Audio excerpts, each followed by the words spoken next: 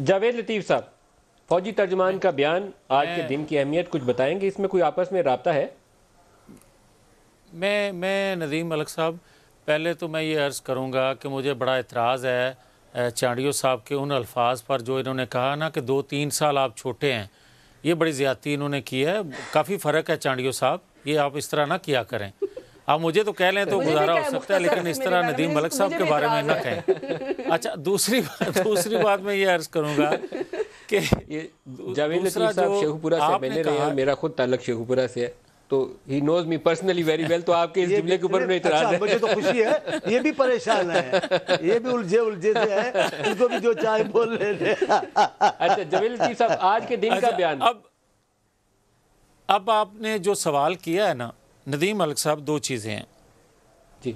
एक तो बात यह है कि बड़ी बार ये बात की जाती है इमरान खान साहब की तरफ से, और आज भी उन्होंने कहा कि मेरा 22 साल का तजर्बा। 22 साल आप सिलेक्शन कमेटी के सामने पेश होते रहे। बयान आज क्यों आया सर, उसके ऊपर जवाब दे दें। आज बड़ा इंपॉर्टेंट स्टेटमेंट है, और वो क्यों आया अभी इस वक्त? मैं वही बात, अगर मुझे मौका दें तो मैं वही अर्ज़ करने लगा हूँ। मैं ये कह रहा हूँ कि 22 साल सिलेक्शन कमेटी के सामने मासूफ पेश होते रहे। आखिरकार जो सिलेक्शन कमेटी थी उनको तरस आ गया और उन्होंने इनको सेलेक्ट कर लिया। अब मासूफ जो हैं वो हर बात पे गुस्सा इसलिए करते हैं, अगर कोई इंतकामन जिनके ख़िलाफ़ ये काम कर रहे होते हैं, कोई रिलीफ किसी अदारे की तरफ से, कोई आइन कानून के तहत किसी को कोई रिलीफ मिलता है तो मासूफ कहते हैं मैं एनआरओ नहीं दूंगा।